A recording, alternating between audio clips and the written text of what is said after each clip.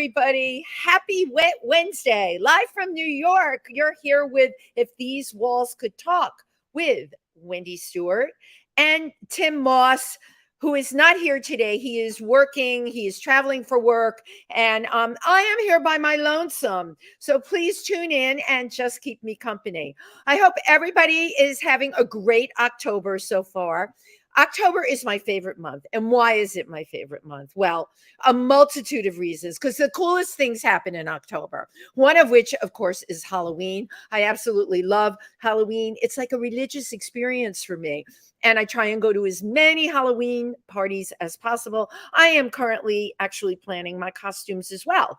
Now, I want to tell you a few things that are coming up because, you know, that's always my MO. I always like to give shout outs. This Friday night in New York City at the Abrams Art Center, the Hanekyu Dance Company is having an hour-long performance. I work with that company, not as a dancer, but I MC a lot of their shows, and you would have a really great time. They are located on Grant Street. So if you're listening in, it's this Friday night. It is at 7 o'clock, the Hanekyu Dance Company. Also, this Saturday in Milford, Pennsylvania. You're probably saying, why is she talking about Milford, Pennsylvania? Well, because I go there a lot, okay? It's where New York, New Jersey, and Pennsylvania come together. We are having our world famous, yes, it is world famous, at least in our minds, the world famous Phoenix fashion show. It is what I call a gender bender fashion show. And my models, anything goes, okay? We don't deal with any of the things they deal with normally in the fashion world, such as gender, age, or size. Anything goes in my show because everybody's beautiful and everyone gets a chance to walk the runway. So if you can find yourself in Milford, Pennsylvania this Saturday, that will be happening at 3 o'clock in the afternoon. Coming up, my big announcement. I am in 50 Shades of Gay along with the amazing Tym Moss, okay, produced and hosted, and of course, the baby of comedian Ike Avelli, and the one and only drag artist, performance artist, Jacqueline Dupuis will also be in the show. And we will be doing this show October 14th at the legendary Copa. So if you can come on down there, we would love to see your sweet faces. We love to make you laugh. We'll never make you cry. And we'll make you get good and drunk. And last but not least, well, maybe not least, this past week, I had the honor of doing Felipe Rose's show, Disco Chronicles. Second time I've done it. It was part 2, or I did part 1, and I did part 2 a week ago. I really can't remember which parts were what, but it's a fabulous show. Felipe will take you through what happened in disco, how it affected all of us, and what is going on now, because you know what? It is very much part of our social being in this day and age. And I'm happy to say many of the millennials have come along, picked up the music, picked up the dance moves, and picked up the sensibilities. For those of you listening who remember disco, and I'm sure a lot of you do, the sensibilities of that time, the music was very up, very happy, very together, very hopeful, right? And that's something we could all use a little bit more in this world now. Saturday night at PANGEA, where I am broadcasting from right now, show is almost sold out. The one and only Penny Arcade, brilliant performance artist, a body of work second to none, and also an incredible person. So if you are on the Lower East Side, you can catch Penny Arcade tonight. Whoa, that was a mouthful, was it not? Yes, it was. So I told you that it's October, and October is my favorite month, all right? For me, October is ghosts and goblins and pumpkins, and the weather gets cold. Not that I like cold weather, but it kind of goes with like the, ooh, kind of scary feeling that all of us have. So today, I have 2 really, really special guests. And the whole month, as a matter of fact, is going to be about ghosts, goblins, horror, psychics, you name it. We got it here on If These Walls Could Talk. Okay. Thrills and chills and things that go bump in the night. The unexplained. Today, our guests are Chris and Jim McLennan from the Phoenix Fear Con Festival. So let's give them a round of applause and see what this festival is all about. Welcome to a Talk. Thank you so much for coming. My God, you're all the way from Phoenix, huh? Arizona. Yeah, 2 feet from hell.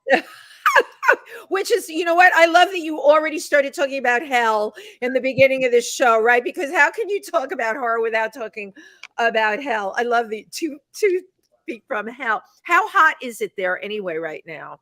Well, it's been lately in the 90s, the high 90s, almost in the hundreds. But I always notice that right around in October, right around mid-October, when you go outside in the morning, usually it's very sweltering out there, no matter what time you go out there. But there's just a certain moment in October that you go outside and you feel this itty bitty cool breeze out there. Wow. And I always come inside. Every year I do this. I come inside and like, the fever broke.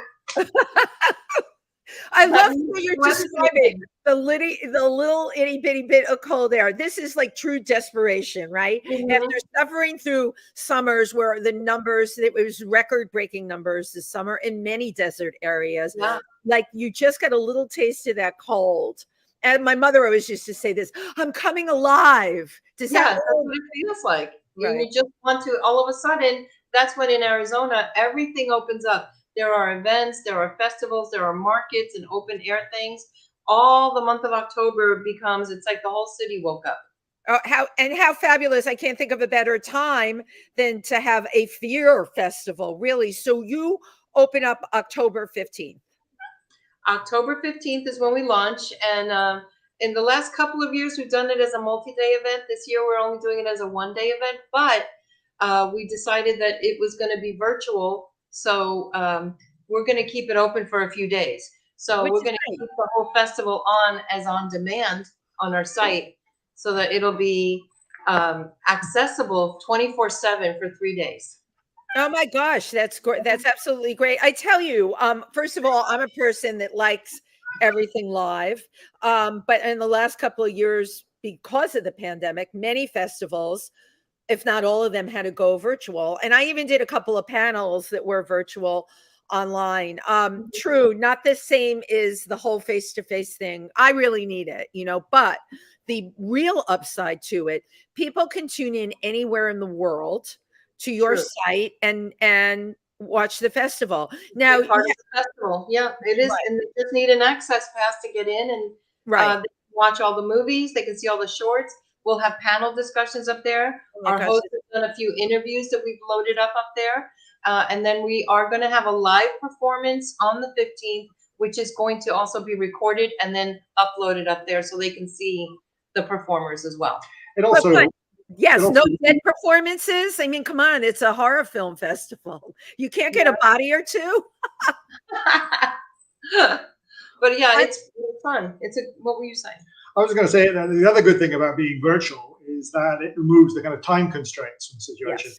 If we were actually there over the course of a day, we can maybe screen, 2 feature films and a couple of programs of shorts. But because it's going virtual, there's kind of less in the way of time constraints. And we just had so many submissions this year that were so good that it's great to be able to get more of them out there and give people the chance to see more of these amazing features and fabulous short films that were submitted to us. Yeah, and you know what? That's a big plus that I actually never thought about, that you can increase the content of what you had. Yeah. But what is interesting to me is, why do you think you've gotten so many submissions of really good stuff in this past year? I think there's a certain we've been doing this since 2006 now, so we have a certain reputation on that basis, and it just seems to be that every year we get a greater number of submissions, and that just means that kind of raises the bar. The top 10% are just that much better. But it's always very difficult to try and filter down. This year we had probably a couple of hundred submissions in total.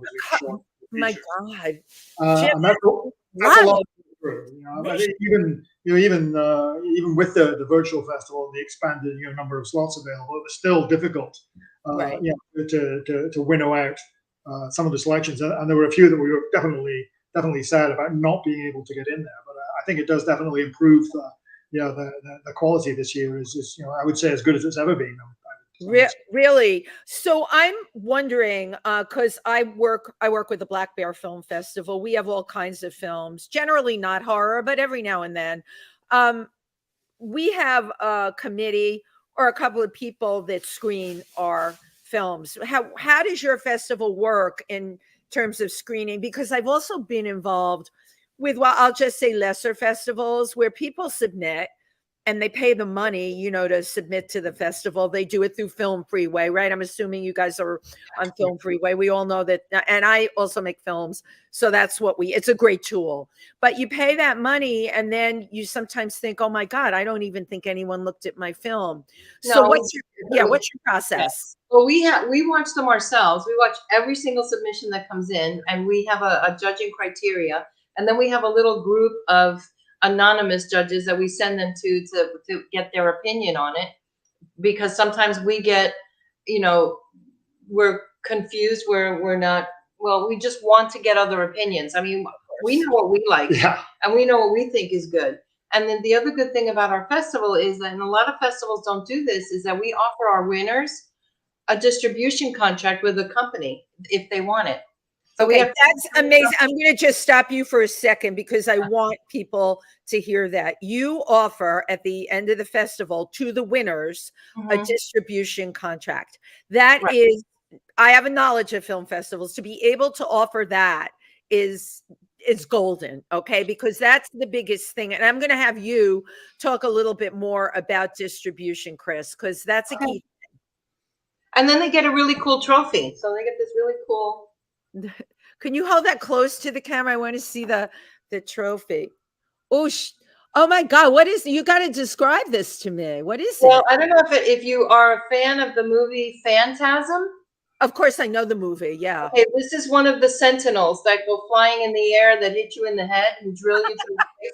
We had these custom made by a metal worker who actually lives in New York. He is from Syracuse, and he made this for me from scratch.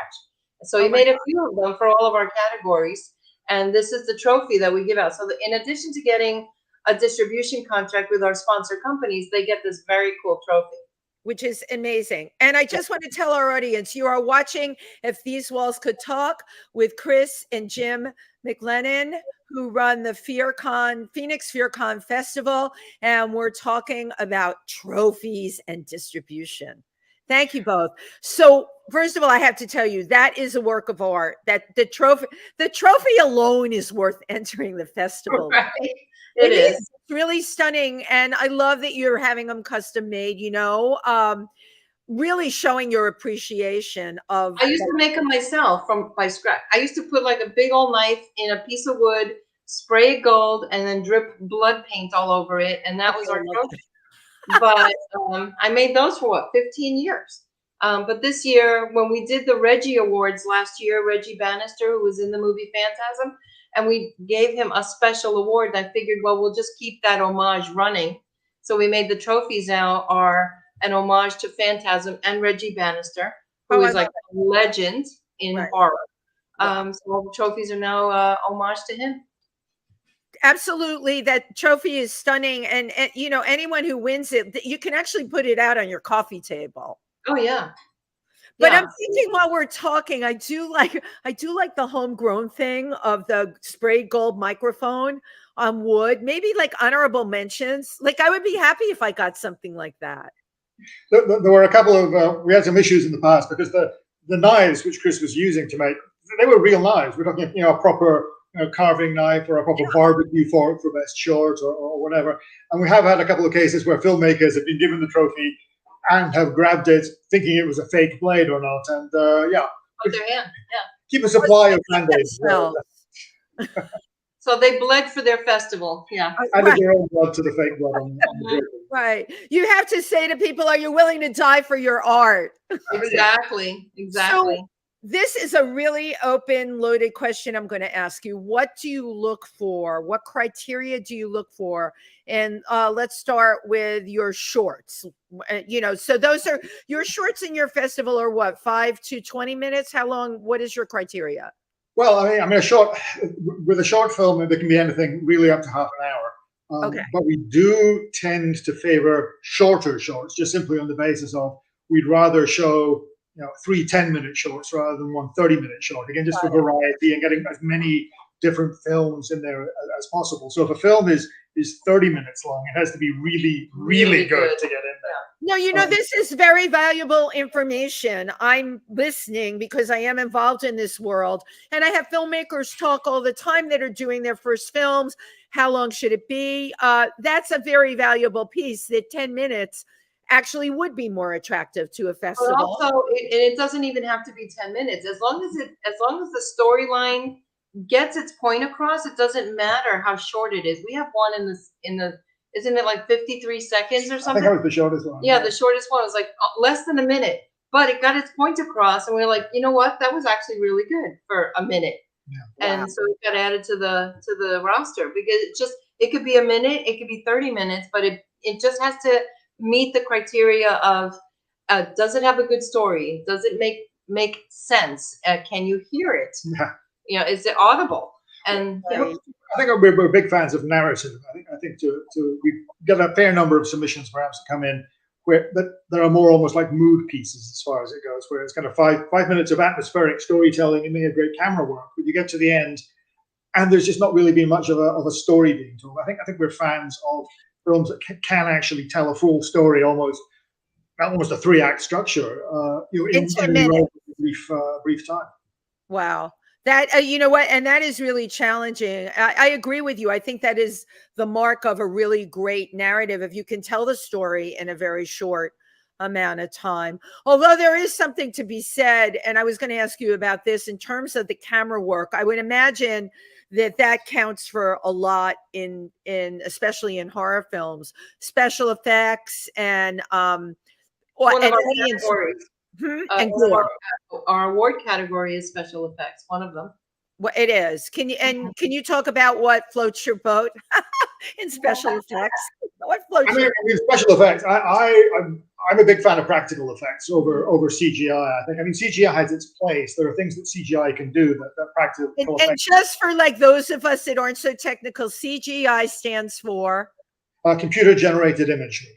Okay, I'm sure my producer, Chauncey Dandridge, knows that, and he's laughing or rolling his eyes at this point that I asked the question. Okay, so it's computer-generated images. Yeah, there are things, if you're trying to create a Godzilla, for example, or something along those lines. A computer, it's going to be better to generate with a computer through technology that way, rather than trying to build a 40-foot high lizard or whatever. Or use a lot of green screen. Using a lot of green screen. But for simple things like blood, like severed limbs, like intestines or whatever. I'm a big fan of actual practical effects, because CGI just has the kind of almost like there's a fakeness to it. Even among the kind of top end, you can generally tell that it just doesn't have the same sense of reality. Right. So what do you look for? What do you look for with a severed limb? What makes it real for people? Let's talk about severed limbs. Let's put that out there. What do you look for with severed limbs? I look for a certain juicy quality in my severed limbs. Really, there should be some oozing going on from the stump. Right. Or arterial spray. Arterial spray is another good one. Yeah. If somebody gets their arm cut off, then we want kind of like fire hydrant levels of spray. That's always very much. You like. So that's like if they hit an artery. I got to translate this for myself. Arterial spray would be when an artery gets hit in the severed limb and it goes everywhere. And it sprays everywhere. Yeah, exactly. If you ever seen like a Monty Python and the Holy Grail, there's the scene with the Black Knight. That would be arterial spray 101. Would be that. Or any Japanese samurai movies. Also pretty good for. Do you like the samurai movies? Because the samurai can really do a good limb extraction. Oh yeah. Some of them are fabulous in terms of the arterial spray. Right. Now, in terms of, now that we're on the subject of grotesqueness, we talked about severed limbs. What about facial things that happen to people's faces? What really gives you a chill or a thrill? Exploding in the face? Yeah. Eyeballs, yeah. Eyeballs. is a whole category. That's been, So, wait, that's- you don't have an award for exploding eyeballs, do you? No, not yet. Not yet. But eyeballs, and then the other thing where they just rip their jaws off, that just freaks me out when I see that. The That's jaw, a really- I think, okay, on this scale of 1 to 10, the exploding eyeballs for me is a 10. I don't know what it is about an exploding eyeball, but it just definitely completely. Yeah, either an exploding eyeball or like a needle going into it. That just like weirds me out all the time. Needle in the eyeball, though. Okay, so that is on the same level as a horror film where they do the dentist drill thing. You know, right? I think both the needle in the eyeball and the drilling into the jaw, where you can almost feel it happening, and the sound of it, the sound, right? The sounds of this stuff. My God, yeah, God, I'm on a roll with you all here today. So, the festival, tell me what comprises the festival. Like, you have vendors and live performances. So the festival is live. Well, even on the virtual festival, we do have a virtual marketplace where if we weren't doing it live, we put the websites of all of the vendors in our dungeon marketplace on the website. The dungeon marketplace, I love that. Go in there and shop from these people. If I always ask the vendors, will you ship? And if they do, I put them on the site with their logo, with their website, with everything, so people can shop. If we can't do the event live, because COVID taught us a lot. Oh, yeah. You know, if you can't do something live, but you still want to be able to promote your people, that's the way to do it. So we set up a vendor marketplace. When we do the event, we have a vendor space just for all vendors, and we have them outside and inside. We've got food trucks. We've got display cars that always come to the event. We've got like the Jurassic Park vehicle. We've got hearses. We've got the zombie cars. We've got the Umbrella Corporation from Resident Evil bring all of their vehicles. Oh, the Ghostbusters bring their vehicles. And there's a guy that has a supernatural car like from the show. He brings it out. He opens up his trunk. It's all full of weapons, and they're there so people can take pictures with them. Oh, how fabulous! Yeah. Car with a bucket of blood and just let people dip their hands in the blood and just mark up the car with handprints. Wow. And people loved it for photo ops. They loved it. And then, so that's the vendor room. Then we have other rooms with panel discussions and workshops. Then we have another room for performances. Last year, for the first time, we did a one-man play with Bill Oberst Jr. We never had that before. Oh, he's amazing too. Wow. And he played the last dead corpse on Earth, talking about what that was like. And what a great monologue! What a great audition piece, right? Instead of just going on stage, let my volunteers, since we had the Umbrella Corporation, carry his body on stage and leave it there like it was a dead body at a grave. And so that was cool. And then we have other performers like that. We had Voltaire, who is a great performance artist, and he has like parody Black comedy music. He's awesome, and he's performed a lot in New York because he lives there. And I know Voltaire's name. Can you just tell us a little bit about the kind of performance he does? His name is Aurelio Voltaire. He's a Cuban like me, so he and I get along very well. And he does a lot of parody songs. He has a whole entire album dedicated to Star Trek parodies, and a lot of them are like, you know, sexually suggestive, and some of them are just funny as all get out. And everybody that sees him, he's got a huge fan base, and they love him. And sometimes people come to FearCon only to see him. Wow! So because we had him committed for this year, I did find a space for him to perform. So since we're doing FearCon, all the rest of the festival part virtual, we do have a space for Voltaire to perform live on the 15th. So so people that go on the 15th then can actually see that performance. That's the only thing they'll see is him and the Agents of Lust performing. Everything else, they'll get a code to go online to watch the whole festival. To watch it. Yeah. Wow. I mean, this is so. You're watching If These Walls Could Talk with Chris and Jim McLennan, and we're talking about the FearCon Festival in Phoenix, which is going to be October 15th. So how the hell, pardon the pun, did you get involved in horror? And why do a festival about it? Where did this start?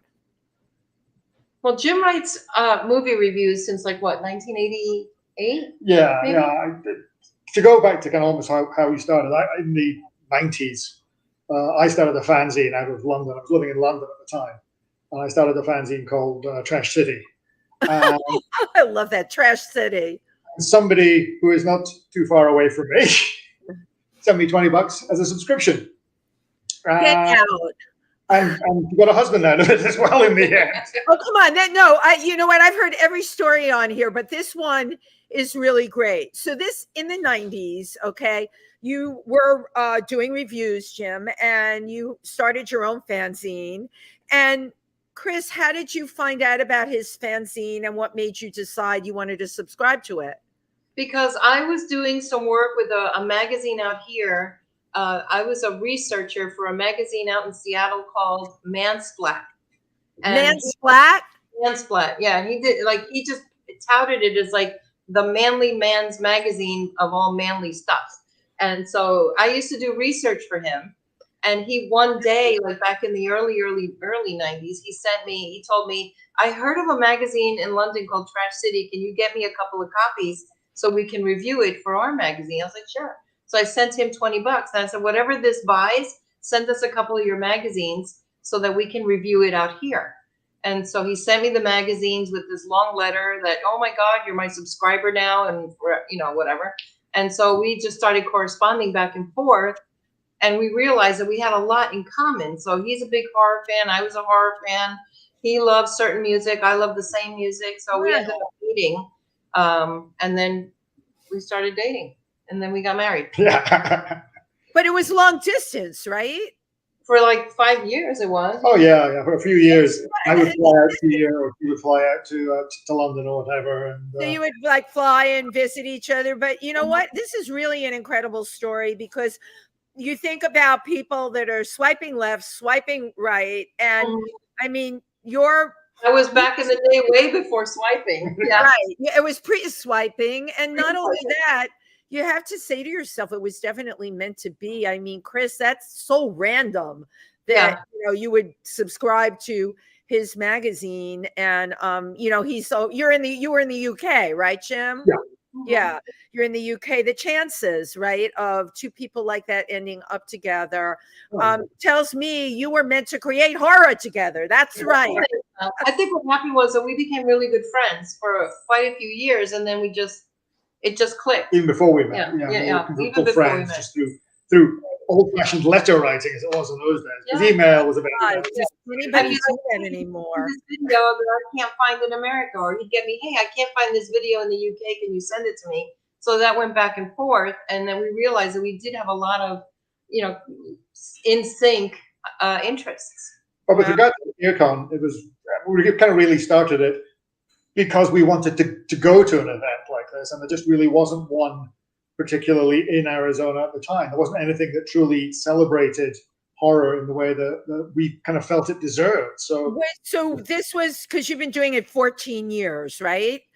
16. 2006 was the first 16 years. Was there horror film festivals happening anywhere in the country at that time? There were. There was like, Fangoria Weekend of Horrors was one. I think I have actually heard of Fangoria. What was the other one? I think had one in New Jersey, and the thing was that we used to go to film festivals all the time, and we'd fly to these film festivals, and every time we'd go to one, we'd go, if we had a film festival, I'd do this, but I would also do this or this or this. And so I started making a list, and then after like 5 or 6 years, he's like, well, why don't we take that list and why don't we actually do one? Wow. So in 2005 or 6, we contacted a friend of ours who owned an art gallery downtown, and he goes, do it here. We only hold 85 people. I was like, oh, that's way more than enough. We probably won't get any people at this event. And like 150 people showed up. Your first one. Wow. Yeah. We were like, oh, I guess maybe there is something here. Yeah, it was kind of funny. The first time, as Chris says, it was in an art gallery downtown, which was fine as we thought until we actually got there on the day and realized that an art gallery has a lot of natural light in it and isn't the best place to be screening films in. Right. We had to go and buy We ended up having to go to the nearest 7-Eleven and buying up all their garbage bags and taping them over all the windows in the art gallery. The art gallery had windows from the floor all the way to the roof. Wait, no, I got to go back on this. So you went to the nearest 7-Eleven and you got garbage bags to tape over the light coming through the windows so you could screen the films. Yeah, him and the owner spent the whole morning taping garbage bags to all the windows.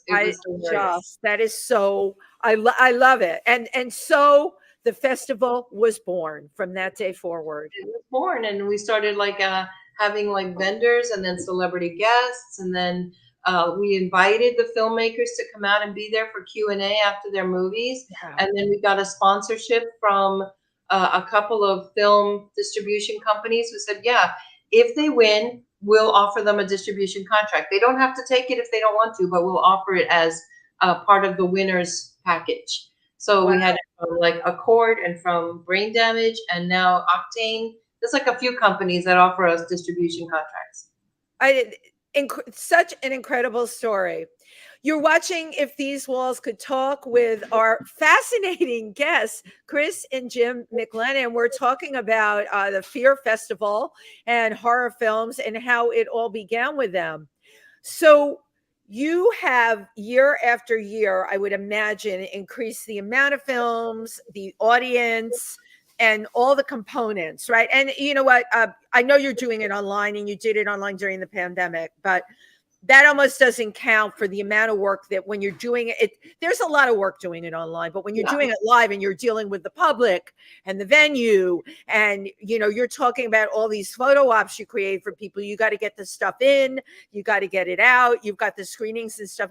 It is a very, very daunting process. How long do you guys have to prep to get ready for the festival if you are going to do it live? I usually start in January for an October festival. So I start in January sending out letters to sponsors, sending out letters to vendors, sending out letters to any of the celebrities that I'd like to come out. And then from there, I start doing all of the logistics of putting everything together in the time. He does all of the film schedules, puts everything together in packages. So this is a like several shorts packages, a couple of feature film packages, and he puts it all together in a really good tight schedule because he's got the technology and knowledge for that, because I do not. Right. I was going to say, so Jim, I admire you. I know Chris does for that. That is, to me, besides curating the films, the second biggest task is the timing of the films. And this is what I want to ask you. How many different areas or buildings do you use to screen the films? Because you have to have schedules for every one of those. How many different areas? It's usually just one theater that we have. You've been using one theater. I've gone to festivals where it's, and I don't like this, where, you know, there's the main theater and then there's all the out areas. Sometimes you have to get. We start screening like at 11 in the morning, all the way through till like 10 o'clock at night.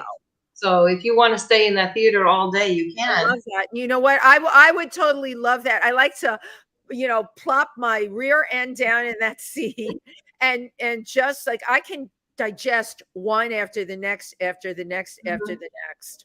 Mm-hmm. My husband, and then if the filmmakers happen to be there, they can stand up after their film screens and answer any questions if the audience has some. Right. And then at the end of the screenings is when we do the award ceremony in there.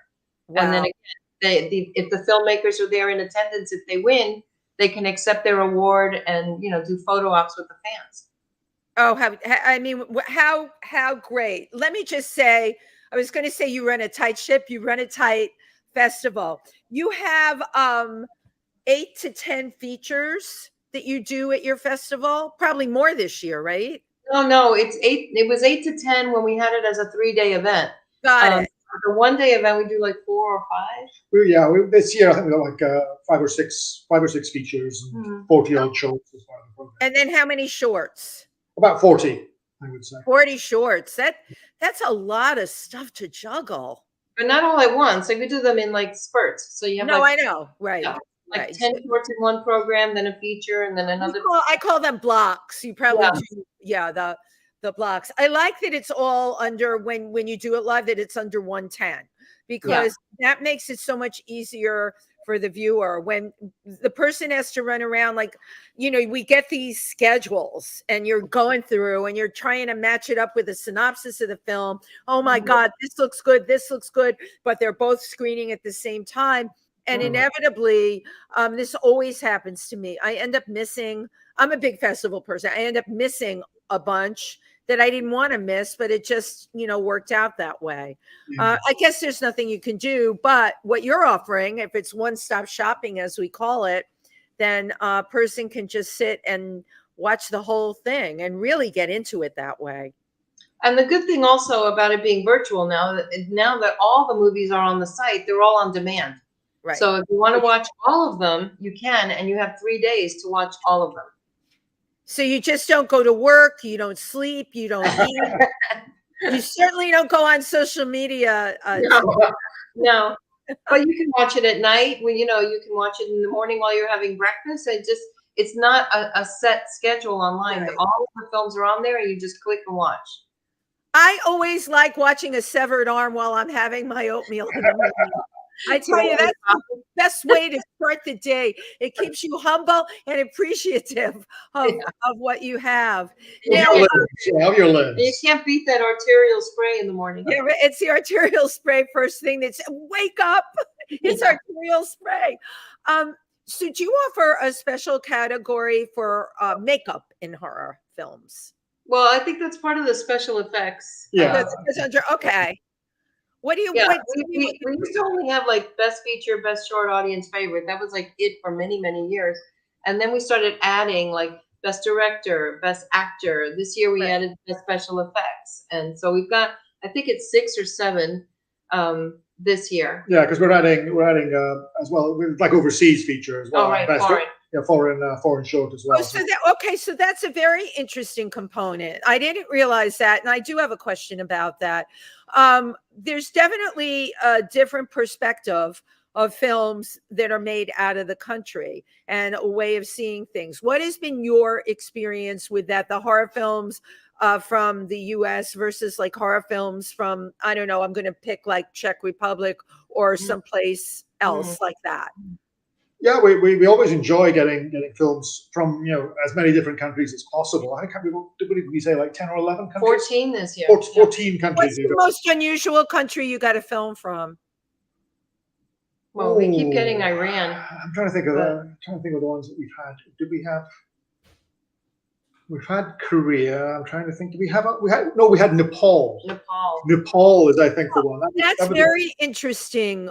What is it about the film that came from Nepal that made it different from your estimation?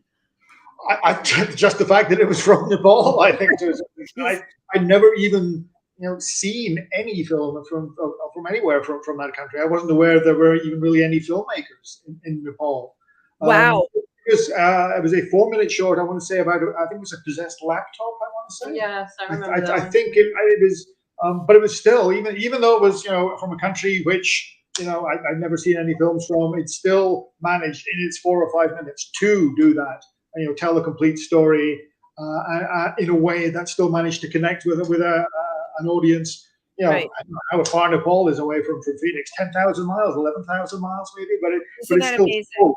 It resonated. Resonated. And it resonated. I was going to say it held its own. And was there just a different perspective in that film, being that it was from Nepal? Because you have a cultural component. I've worked with the African Film Festival out of Dallas, and our filmmakers come from all over Africa. And there was a woman from Central African Republic, a place called Kar, that I knew like zero about. And she turned out this film that would have blown you out of the water in a country where, they had all kinds of political things going on. The film was completely blow away. And it certainly opened up my mind, right? Because we tend to think of the places we live in. And like you said, you were shocked you got one from Nepal. Was the perspective of the filmmaker, what made it different from, say, the United States or even the UK? One person in that film, all right? Yeah, I mean, it was very, obviously it was a kind of a relatively low-tech endeavor. It was, one guy, basically. There was one actor in the film, just him and his possessed laptop. So you did get the sense that it had been made with with limited resources. But the limited resources weren't really a restriction on the end product. If anything, the fact that there were restrictions helped the imagination kind of was built up to compensate for the lack of resources, for the fact that everything was a little more low tech than necessarily a Hollywood production would have been. So, but you had to use your mind more, right? As did the filmmaker, because they didn't have the resources. And you know what? There's something to be said for that, because at the end of the day, a good story's a good story. Now, did you see this filmmaker? The story was the laptop was possessed. Exactly. Yeah, I love that. And that was the other thing, is that it's kind of like a universal story. I mean, the idea of the haunted object, the possessed object, or whatever, is something which isn't particularly. You don't have to be Nepalese to understand that or get behind that, because it's like a universal trope in horror. The idea of the possessed object or whatever. So but you guys, with now more than ever with AI. Like, you're telling me this, I'm sitting here looking at my computer, and I fully believe, right? Yeah. We're there already. I love that somebody from Nepal used that as a storyline for a short. What kind of films do you get from Iran? We get a lot of films from Iran, but they always write to us because I think they're sanctioned. Yeah, I think it's a sanction. The thing is, when you go through Film Freeway, obviously you have to pay a certain amount as far as that goes. But there's problems with credit card payments from Iran. They're on the OFAC watch list for countries that America can't do business with. So when it comes to any submissions from Iran, they always have to request like a fee waiver, because there's just no way for them to use a credit card to pay the submission fee. So, you're right. Wow, I didn't know the situation. So we get a lot of requests from Iran for fee waivers. But even there, I think they like the zombie film from Iran. I remember that zombie one. That was fun. Which again, is a fairly universal concept. The idea of the zombie film. I think almost every country in the world has at some point or other made a zombie movie. The other one too, when you talk about culture, and there's a couple of ones that we got. I want to say it was from Japan. Remember, it was like they have this whole different concept of death and spirituality, and a lot of the ones that we get from Japan and I think from China. Korea. Oh, the Korean one, yeah. They have a lot of different concepts that are part of their culture, their day-to-day culture, and their beliefs about death and spirituality. And they put that in their horror films. And it's something we can't relate to, because it's not something that's actually normalized here. Over there, it's very normalized. So for them to have like a movie that they consider horror is based around a belief that they have, that they believe sincerely, and about death and people coming back to life. I'm loving this conversation, Chris and Jim. I'm going to tell you why. I'm a member of the Explorers Club in New York, and we have an entire gallery of artifacts, of objects that the tribal people believed in, that had magical powers. And I as a documentary filmmaker, that's where my husband and I have gone to those parts of the world to make those films. All right. So there is a crossover here. And I'll tell you why, Chris, you really hit the nail on the head. The people in other cultures, the belief system of death, where you go when you die, or what it's like coming back, they totally believe it. I brought people to the Explorers Club where I give tours of this gallery, and I'll tell scientists things, and I know they look at me like I have two heads. Right. But even though I live in this country and, I believe in science for the most part. Well, I do. I also believe in the other thing. And I think you have really hit the nail on the head when it comes to horror. If we think it can become a reality in our own life, it scares the ever-loving hell out of us. Yep. And it's just based on every culture has their own belief systems and their fears. And if they can bring that to fruition in a film, it makes a lot of sense. Well, there was one other film that we had in our last event, which was a zombie film. There was a zombie film out of Indonesia, and it was made by basically the indigenous people of, I forget which island it was. It might have been Sarawak. I'm trying to remember the name of the island. It slips my mind. Probably, I know Sarawak. Yeah, that would be. It was basically starring, and the director was a guy called Ray Lee, and it was the first feature horror movie that had been made kind of by the indigenous people of the island. And again, it was just like a fascinating combination of a zombie movie with the Indonesian belief systems, and it was just like such an original and fresh take. I mean, the zombie genre has to some extent been done to death over the past, or done to undeath over the past 20 years, but this was just like a fresh take on it because of the mix of the zombie genre with these indigenous people and their beliefs.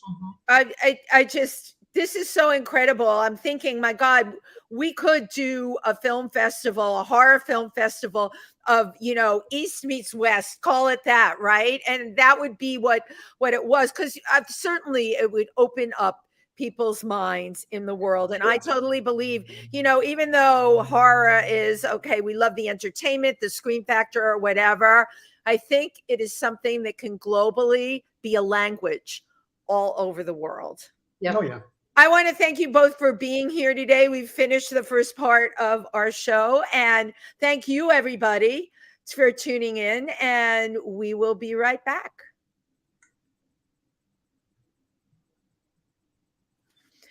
Okay, you got me on zombies now. Let's talk a little bit.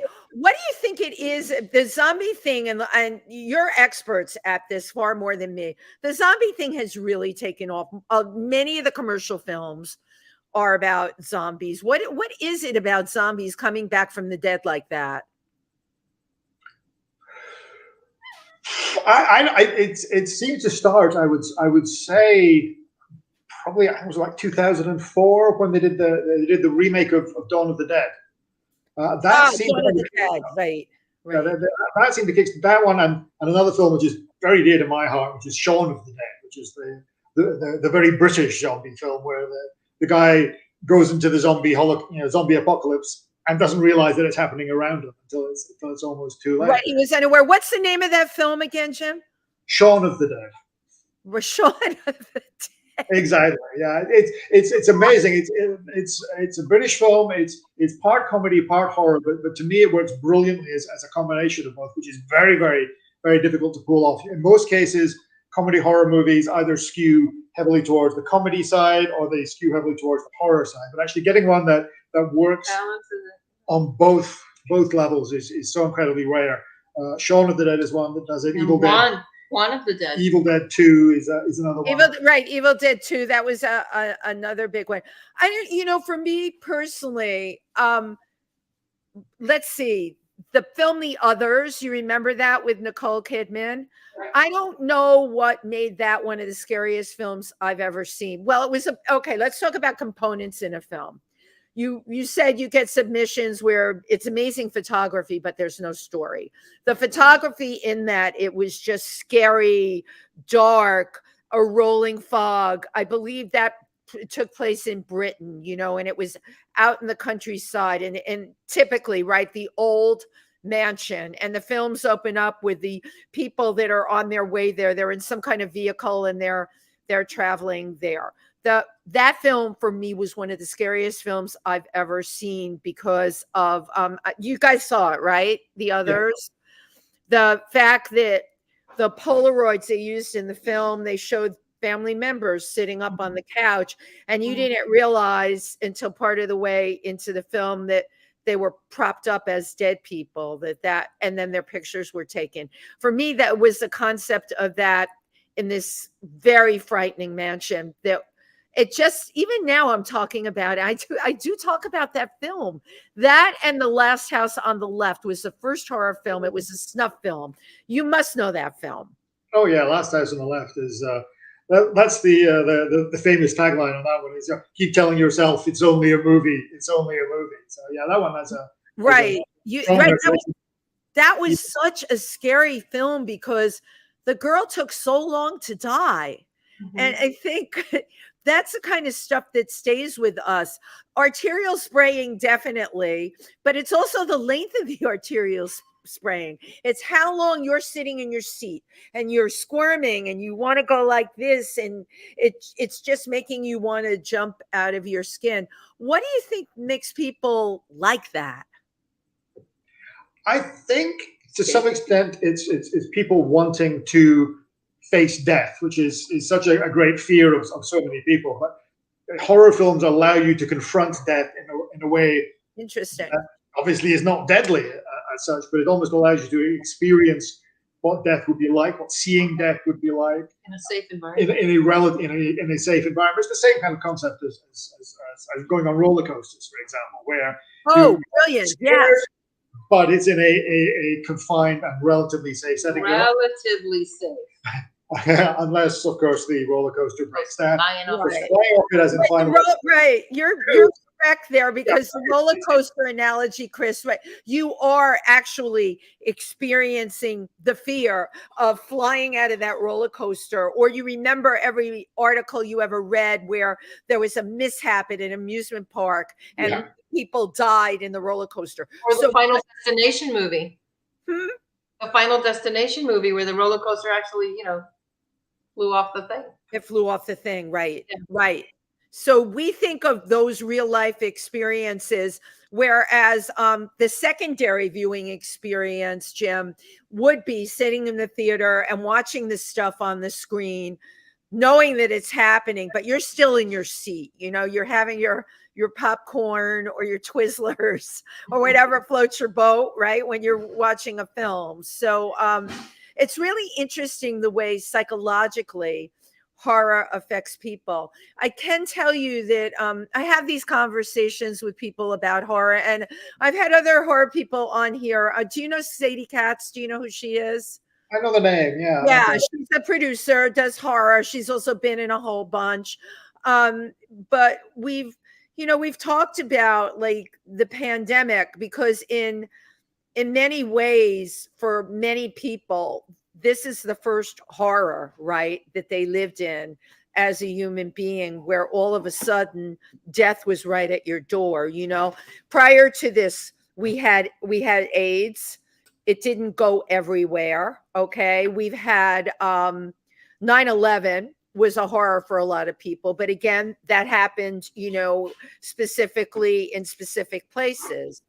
All of a sudden, the pandemic really was, and I feel this, horror unleashed. It was unleashed all over the world.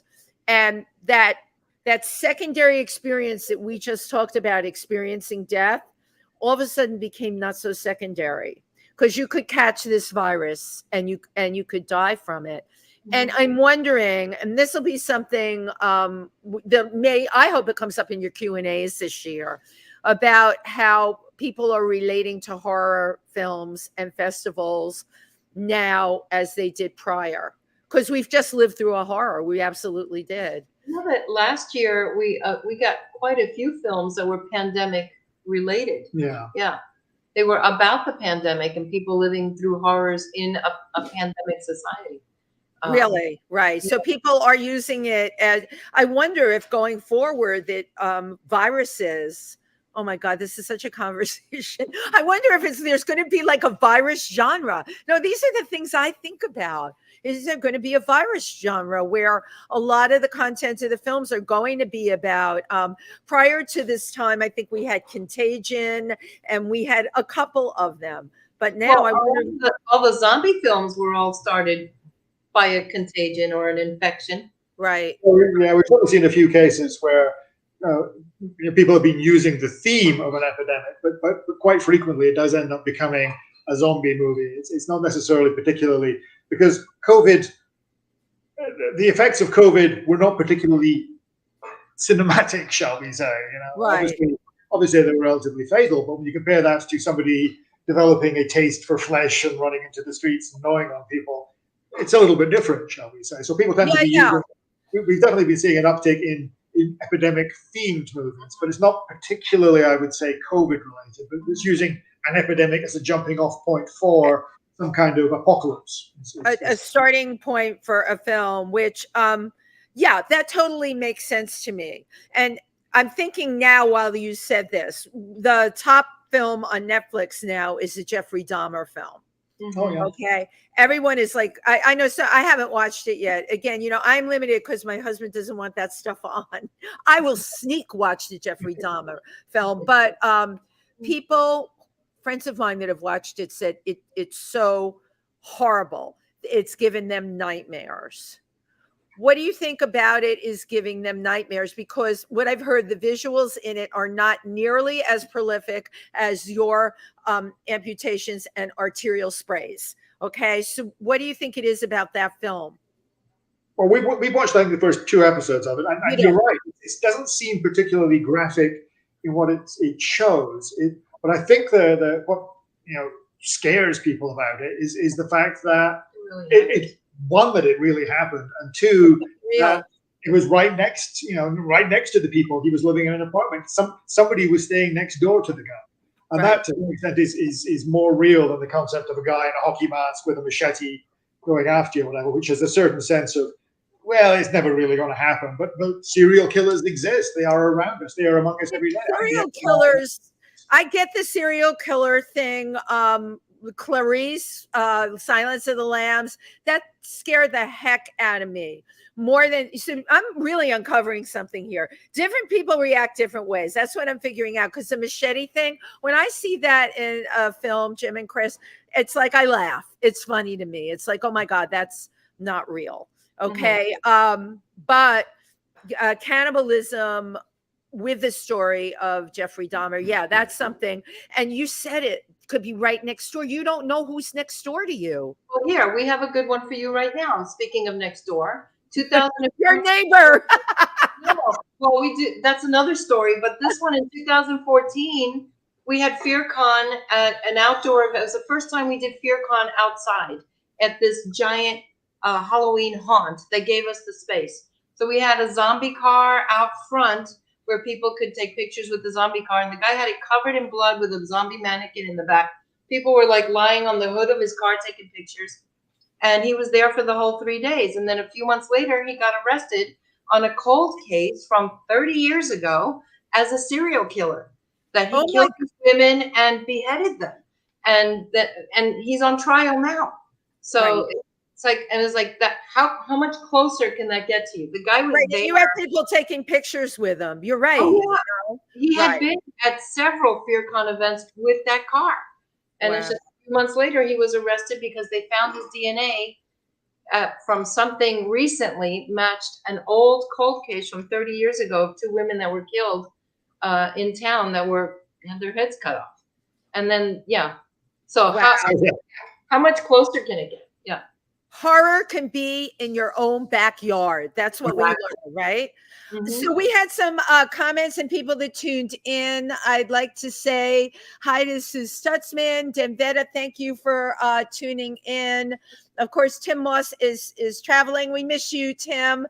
You can watch this episode. As a matter of fact, any of you who are watching who have friends that are into horror, you would really get a lot of insight to what goes into a horror film festival. It's just absolutely terrific. Well, we are, my God, I got a million more things I could talk about with you. I do really love your really great story about the guy turning into being a serial killer. Is just like, wow, huh? You just never know. You never know. How many serial killers do you know? Exactly. Right. The serial killer could be right next door to you. So, I want to wish you all the best with your Fear Festival. And I know it's going to be online, very well attended. And so they can go to phoenixfearcon.com for all the phoenixfearcon.com. Okay, great. And that's how they can tune in and buy tickets and get an access pass and shop in the marketplace and all of that. Thank you for everything that you're doing to, bring enlightening entertainment to the world. And actually, here's our skull. Let me see the skull. Okay, hold on. You got to hold that. I'm putting on my glasses for the skull. That is, wow, she's beautiful. Wait, what? The skull has blonde hair? No, it's Halloween time. It's a dish. It's a dish. My God, you can have people over for dinner and serve that up. Now, this may be a crazy question. Would you have a vendor selling things like that? That would be We always ask them to theme it out, and so it's all themed horror. All the vendors have all the most amazingly unique, horrible things for sale, including that guy and this guy. Such horrible things for sale. Yeah, let me see what else you got there up your sleeve there. This is an original Tom Dead stuff. He does everything out of paper mache. That's paper mache? Yeah. Wow. And is that meant to go on your wall? It does. It is on my wall. Yeah. It's a I knew where it was supposed to go. There is, my God, you could do a whole segment on interior decorating with horror. You could do a whole segment on Tom Dead stuff and never have enough time. Right, right. It's Absolutely. amazing. Well, I just thank you so much for being here. And thank you. This I wanted to say. You represent independent filmmakers. All right. And now more than ever, independent filmmakers are our future. All right. They need festivals like yours that support them. They need festivals like yours that, my gosh, can give distribution. That in itself is everything. Thank you, Chris and Jim McLennan, for being here today. And we'll see you all next week, everybody. Thank you for tuning in. And you guys hang out after. I'll take a picture.